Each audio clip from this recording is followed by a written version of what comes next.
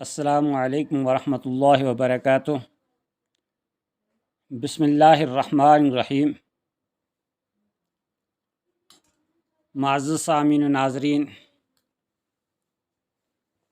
یہ محرم الحرام کا عظیم مہینہ گزر رہا ہے۔ اس مہینے کو نبی اکرم صلی اللہ علیہ وسلم نے اللہ کا مہینہ قرار دیا ہے اور اس مہینے کے روزوں کو افضل فرمایا ہے۔ چنانچہ مسلم شریف کی حدیث ہے، افضل الصیام بعد رمضان شہر اللہ المحرم و افضل الصلاۃ بعد الفریضہ صلاۃ اللیل، کہ رمضان المبارک کے مہینے کے بعد سب سے افضل روزے اللہ کے مہینے محرم کے روزے ہیں، اور فرض نمازوں کے بعد سب سے افضل نماز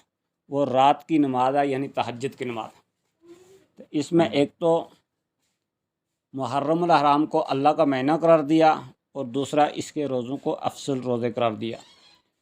اسی طریقے سے بخاری کی روایت ہے، حضرت عبداللہ بن عباس رضی اللہ تعالیٰ عنہ فرماتے ہیں، ما رأیت النبی صلی اللہ علیہ وسلم یتحری صیام یوم فضلہ علی غیرہ الا ھذا اليوم یوم عاشوراء وھذا الشہر، یعنی شہر رمضان، کہ میں نے نہیں دیکھا کہ نبی اکرم صلی اللہ علیہ وسلم کسی خاص دن روزے کا اہتمام فرماتے ہوں اور اس کو کسی دوسرے دن پر فضیلت دیتے ہوں سوائے اس 10 محرم کے اور اس مہینے یعنی رمضان المبارک کے مہینے کے۔ تو رمضان المبارک کے مہینے کے روزوں کو سب مہینے کے روزوں پہ فضیلت دی، اور دنوں کے اعتبار سے آپ نے محرم کے 10 محرم یعنی عاشوراء کے روزے کو کا اہتمام بھی فرمایا اور اس کو فضیلت بھی دی۔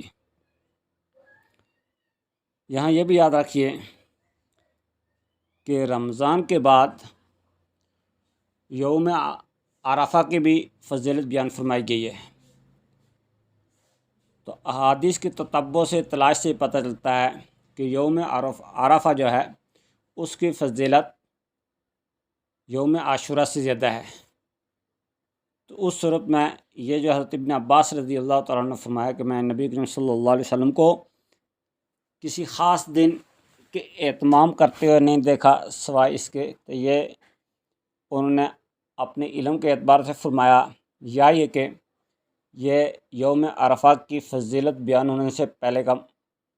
مسئلہ ہے۔ جب نبی اکرم صلی اللہ علیہ وسلم نے یوم عرفہ کی فضیلت بیان فرما دی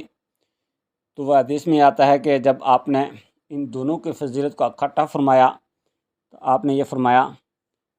کہ یوم عرفہ کا جو روزہ ہے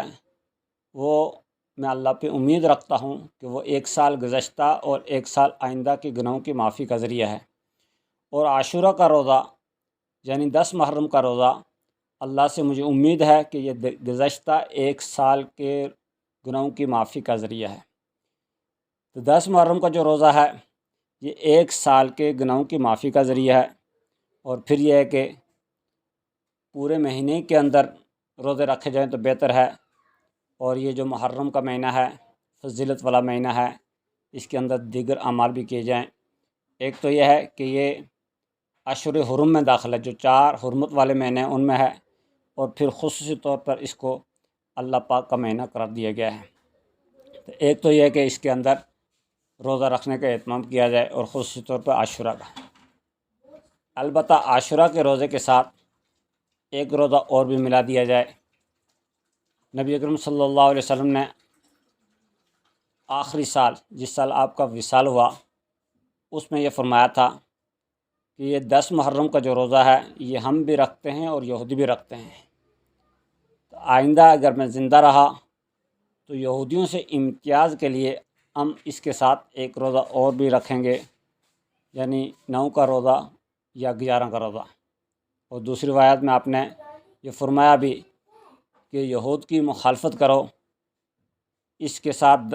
10 محرم کے ساتھ 9 کو بھی ملاؤ یا 11 کو بھی ملاؤ۔ اس لیے 10 محرم کا روزہ تو فضیلت والا ہے، البتہ یہودیوں سے امتیاز کرنے کے لیے اس کے ساتھ ایک روزہ اور بھی ملا دینا چاہیے۔ یہاں یہ شبہ نہ کیا جائے کہ موجودہ دور میں چونکہ یہودی نہیں رکھتے لہذا مشابت نہیں ہے۔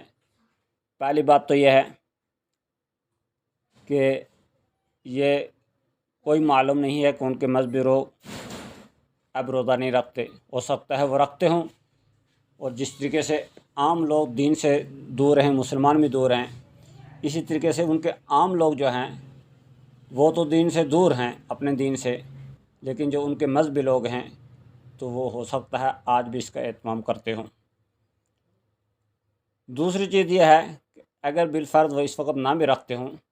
لیکن چونکہ ان کے ہاں یہ مشروع ہے تو رکھ بھی سکتے ہیں، اس وجہ سے ان کی مشابت سے بچنا چاہیے۔ البتہ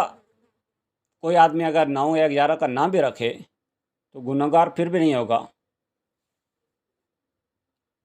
کیونکہ یہ مشابہت ہے، تشبہ نہیں ہے۔ بچنا تو مشابہت سے بھی چاہیے، لیکن جو حرام ہے وہ تشبہ ہے کہ بتکلف کسی کی مشابہت اختیار کرنا۔ جو بتکلف تو اختیار نہیں کی گئی، آپ اپنے طور پر کر رہے ہیں، وہ بھی کر رہے ہیں، تو قدرتی طور پر دونوں کی ایک ہی چیز ہو گئی، تو وہ مشابہت کہلاتی ہے، تشبہ نہیں کہلاتا۔ دوبارہ بچنا تو اس سے بھی چاہیے، لیکن مشابہت اختیار ہونے سے وہ حرمت نہیں لازم نہیں آتی، حرام نہیں ہوتا، تشبہ حرام ہوتا ہے۔ تو اس مہینے کا ایک کم یعنی 10 محرم کا ایک کم تو روزہ رکھنا ہے، اور دوسرا جو عمل ہے 10 محرم کا وہ اہل خانہ پر توسع ہے۔ کئی ایک احادیث میں آتا ہے کہ جو شخص 10 محرم کو اپنے اہل عیال پر وسعت رکھے گا، اللہ پاک پورے سال اس پر وسعت رکھیں گے۔ اس روایت کی اگرچہ اکثر سندیں جو ہے وہ قابل اعتماد نہیں ہیں، لیکن بعض سندیں اس کی صحیح بھی ہیں اور اعلیٰ شرط مسلم ہیں، تو اس وجہ سے یہ حدیث فی الجملہ ثابت ہے، اور صرف حدیث ہی نہیں ثابت بلکہ اسلاف کا اس پر عمل بھی رہا ہے، اور بعض نے اپنے تجربات بھی بیان فرمائے ہیں۔ چنانچہ حضرت سعید بن مسیب رحمہ اللہ جو مشہور تابعی ہیں، ان کے شاگرد حضرت یحییٰ بن سعید وہ روایت کرتے ہیں کہ جربنا ذالک فوجدناہ حقا، کہ ہم نے اس بات کا تجربہ کیا ہے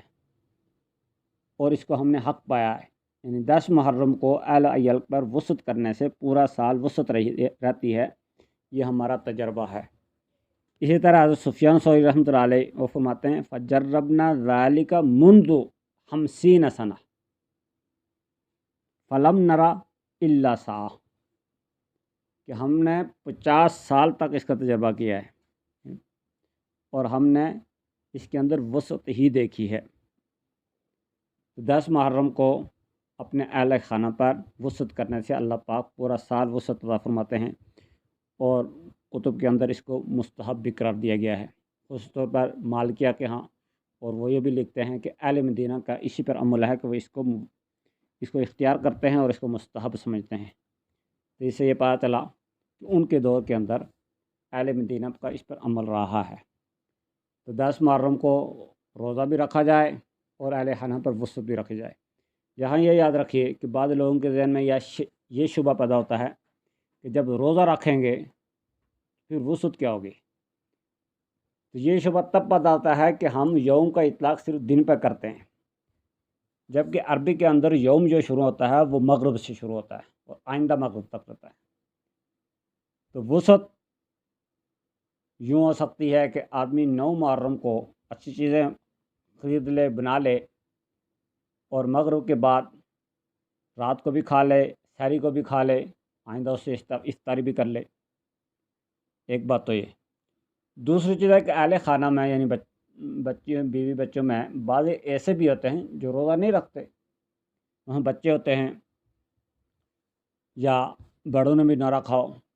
تو اس صورت میں ان بچوں پر یا جن نے روزہ نہیں رکھا دن کے وقت بھی کھانے پینے میں وسعت ہو جائے گی۔ اور پھر یہ کہ وسعت کا تعلق صرف کھانے پینے سے ہی نہیں ہوتا، اور چیزوں میں بھی ہوتا ہے، لباس میں بھی اور چیزوں میں بھی۔ حدیث کے اندر صرف وسعت کا لفظ آیا ہے، کھانے پینے کا نہیں آیا۔ تو گھر والوں کا وہ جو وسعت رکھے گا تو پورے سال کے اندر اسے وسعت رہے گی، تو یہ 2 عمل کر دیے جائیں، ایک روزے کا اور دوسرا کھانے پینے میں، وہ اپنے اہل خانہ پر۔ باقی چیزیں ثابت نہیں ہیں کہ وہ سبیل لگا یا اس طریقے سے، اہل خانہ پر وسعت کرنا یہ ثابت ہے۔ اللہ تبارک و تعالیٰ سے دعا ہے اللہ پاک سمجھنے کی، عمل کرنے کی توفیق عطا فرمائے۔